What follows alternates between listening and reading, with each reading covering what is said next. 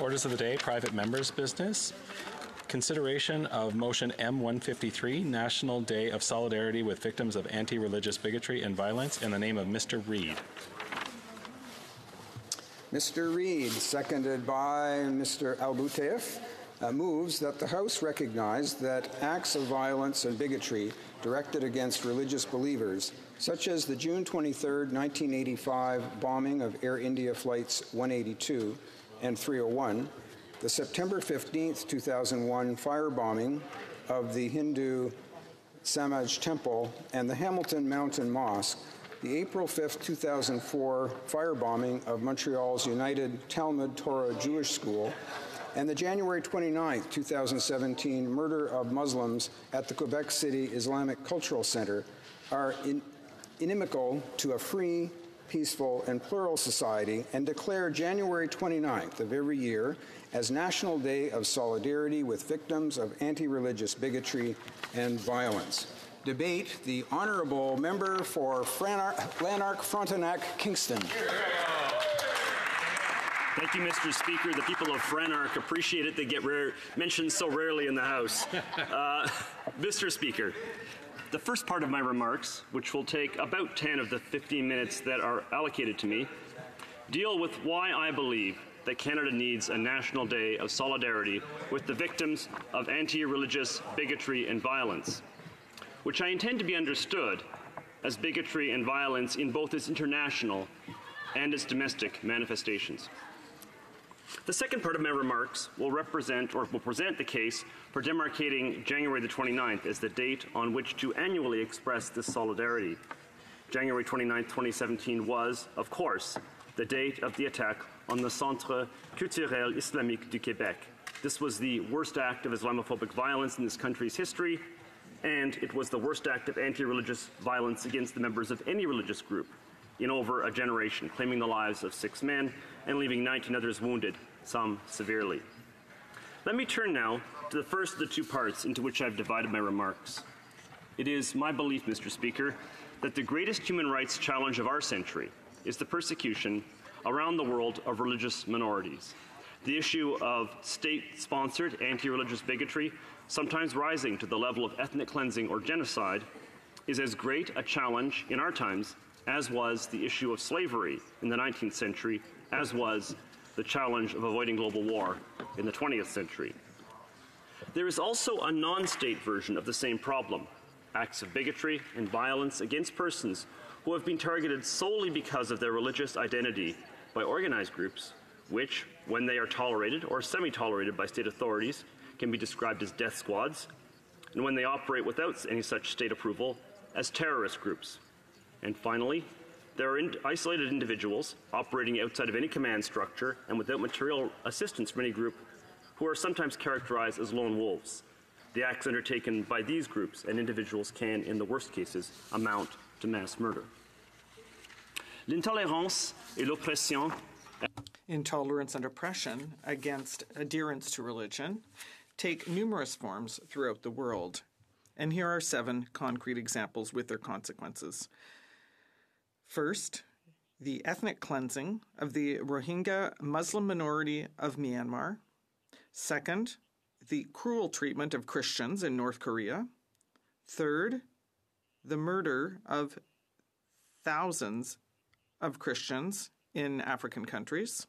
4, the rise of anti-Semitism in certain places where I would never have thought that this could be possible, including the United Kingdom and the United States. 5th, the scandalous and sometimes murderous treatment of small groups such as the Syrian Yazidis and the Baha'i in Iran. 6th, the long-standing oppression of Tibetan Buddhists in China, including the mass internments and generalized surveillance of the Muslim Uyghur minority in the northwest of the country. 7th, the maintenance of the oppression against Falun Gong practitioners in China, which began in 1999. The worst form of intolerance is obviously murder. And in the past 5 months alone, the world beyond our borders has shown us terrifying examples of mass murders of peaceful individuals practicing their religion.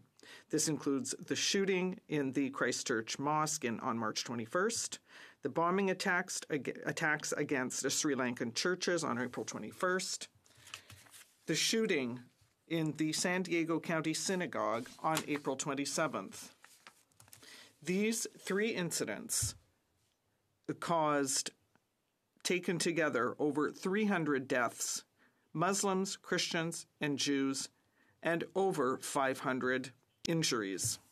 Broken down the foregoing death toll by the religion of the victims. It should be an article of faith to all Canadians that the adherents of all religions are brothers and sisters, and I think it is our instinct as a nation to feel that an attack which targets the members of any identifiable part of a civilian population is, in practice, an attack on society itself. Take a closer look at the 7-item list that I've just read aloud, and an important fact becomes apparent. The state oppressors, and also the terrorist murderers, of course identify and abuse their victims based upon their religious affiliation. But more often than not, these victims are targeted because, in the eye of the perpetrators, their religion is important primarily as a symbol of something else, something entirely non-religious.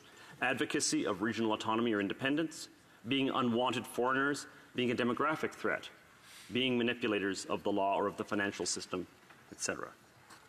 The victims of the Christchurch shootings, for example, were targeted because their faith was seen as being symbolic of their otherness, capital O, of the status of many of the worshippers as immigrants, and as being part of a group imagined to be inherently resistant to assimilation.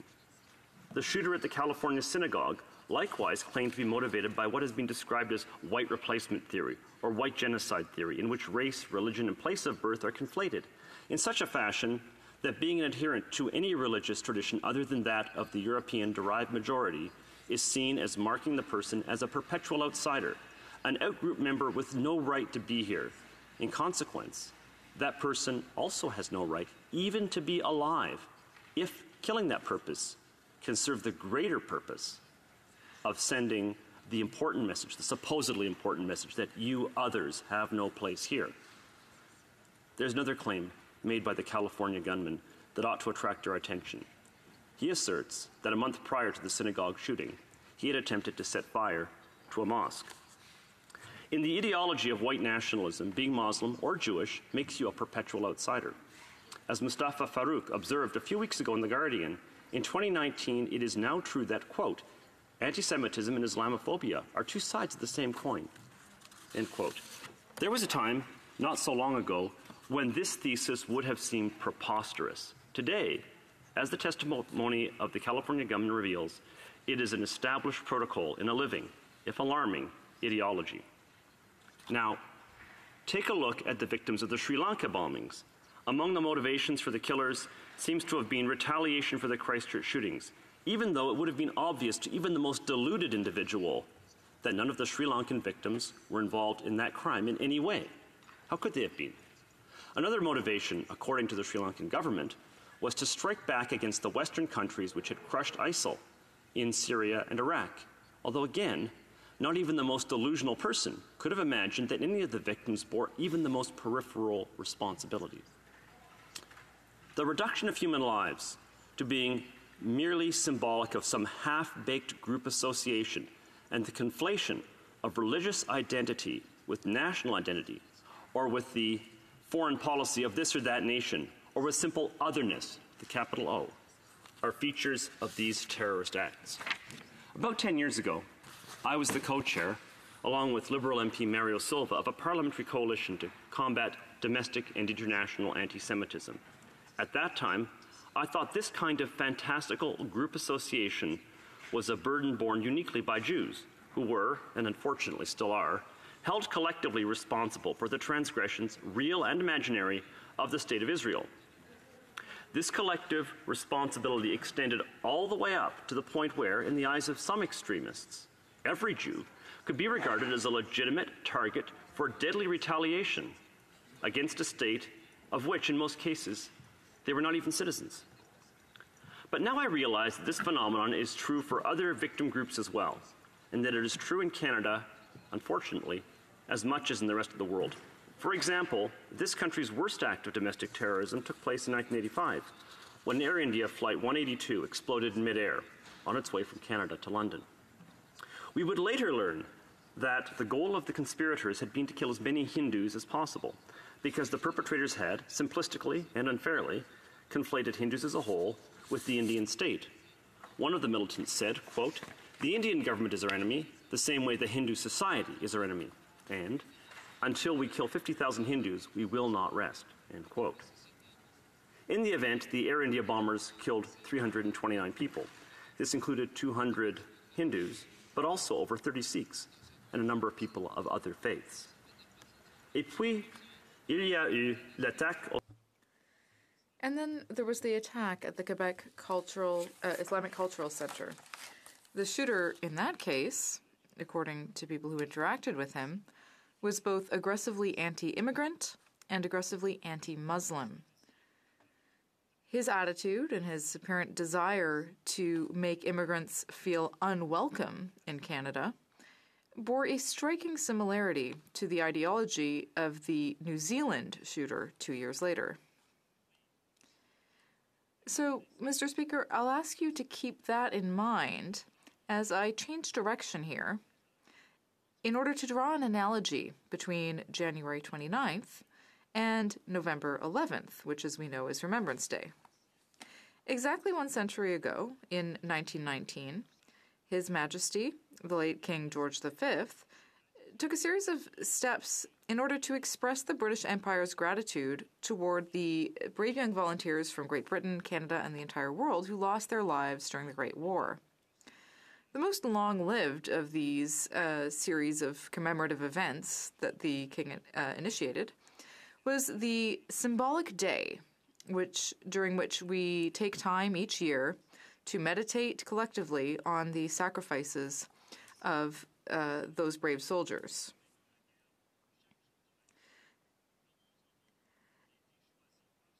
Although the soldiers died every day of the year, November 11th was chosen because November 11th, 1918, marked the end of the killing. That is how Remembrance Day was born.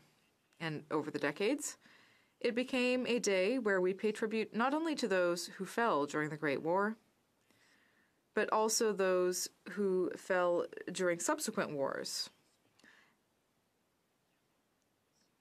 and also those who served during peacekeeping missions. Not turned out to be, as the leaders of the time had hoped, the war to end all war. The sense of unity that is renewed each year on November the 11th in this country is an enduring source of strength and unity for all of us. I think the same logic ought to apply to choosing a day on which to express our solidarity as a nation with the victims of anti-religious bigotry and violence. January 29th, 2017 was not, of course, the only day on which Canadians have faced acts of outrageous bigotry. The text of the motion cites three other dates: April the 5th, June the 23rd, September 15th. But to me, January 29th is an important symbolic date. In part, I see its symbolism as lying in the fact that it happened here in Canada, and every single MP, regardless of party affiliation, shares the aspiration that our country, of all countries, should be a safe haven, the safe haven, where every person of every religion can feel free to worship in safety and security. In part, January 29th seems to me to have a special symbolism because the events of 2017 represent such a fresh wound, just as the Great War was still so fresh a wound when King George led the first November 11th commemoration in 1919. And partly, I see the symbolism of January 29th as lying in the fact that it was an attack on people at prayer, the most essential, foundational act of any religion whatsoever. If we want to express our solidarity with the victims of anti-religious bigotry and violence, whether that be in the form of Islamophobic bigotry, anti-Semitic bigotry, or any form of anti-religious bigotry and violence whatsoever, then I feel it is best to do so by showing that we stand by our fellow citizens when they are most clearly and completely expressing their religious faith. And finally, I see the significance of January 29th in the fact that it is possible to hope at least, that the shootings of January 29th, 2017 will turn out to be what November the 11th, 1918 failed to be. the tipping point towards peace in the event that ends all such tragedies in this country, so that we can return to the role that ought to be ours in the world, the safest, most welcoming home for every Muslim, every Jew, every Christian, every Hindu, every Buddhist, every Yazidi, every Baha'i, every atheist, and every believer in any other religion or philosophy of life, whatever, full stop. Thank you, Mr. Speaker. Question.